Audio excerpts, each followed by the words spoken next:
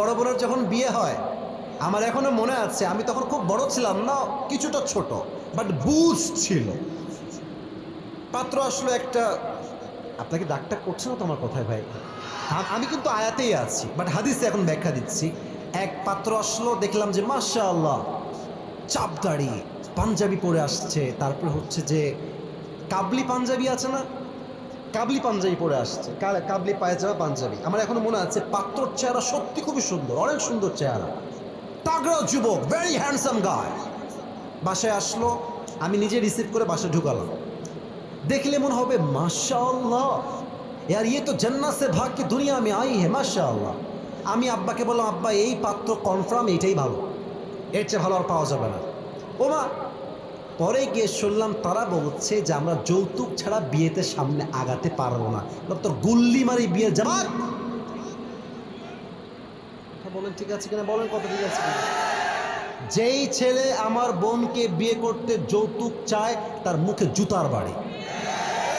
আমার বোনকে আমি বড়লোকের সঙ্গে নয় গরিবের সঙ্গে বিয়ে দিব, ও যৌতুক নয়, ওর মনটা অনেক বড় হবে আকাশের মতো যুবক ভাড়া।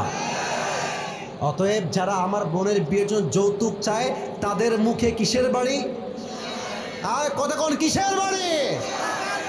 তবে যৌতুকটা চাই সিস্টেমে। বলে যে আপনার মেয়ে তো আমাদের বাসায় থাকবে, তো গাড়িটা কিনলে কে বসবে, আপনার মেয়েই তো বসবে। আপনার কথা না বলে আমি অস্ত্র মার ধরো, কথা ঠিক আছে কিনা বলে। আচ্ছা আপনি ফ্রিজ দিবেন, খাবারটা কে খাবে, আপনার মেয়ে তো খাবারটা রাখবে। এই যে আপনার আলমারি দিবেন, সুকেস দিবেন, ব্যবসা করায় দিবেন আমাকে, কে খাবে, আপনার মেয়ে তো খাবে। এগুলো হচ্ছে উপরে ফিটফাট, ভেতরে সদরঘাট। আমার কথা একটা, আমার মেয়েকে বিয়ে করতে যেই ছেলে যৌতুক চায় আমাকে বুঝতে হবে সেই যুবক আমার মেয়ের তো জামাই হওয়ার যোগ্যতা রাখে না যুবক ভাড়া। আমি বাপকে বললাম গুল্লি মারি ওই জামাইয়ের, বাদ দাও এইটা, রিজেক্ট, একদম না। 8 বছর আগের কথা বলছি।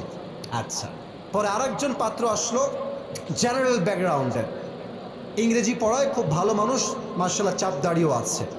তো অনেক কথাবার্তা হলো, একদম আগায় গেল, মানে 2-1 দিনে বিয়ে আগায় গেছে। আমি আপনাকে মূল হাদিসটা এখানে আনতে চাই, মূল মেসেজটা। বিয়ে যখন কনফার্ম, মোটামুটি সবাই আমরা রাজি, ভালো লেগেছে আমাদের। আমার বোনকে আমার আব্বা ডাকলো আর এক রুমে, আমার মা আসলেন, আমি আসলাম, বাবা আসলো। আমার বাবা কি বলছে জানেন, নবীর হাদিস দেখেন, আমার বাবার কাজ দেখেন। বলছে মা এই পাত্র আমারও পছন্দ,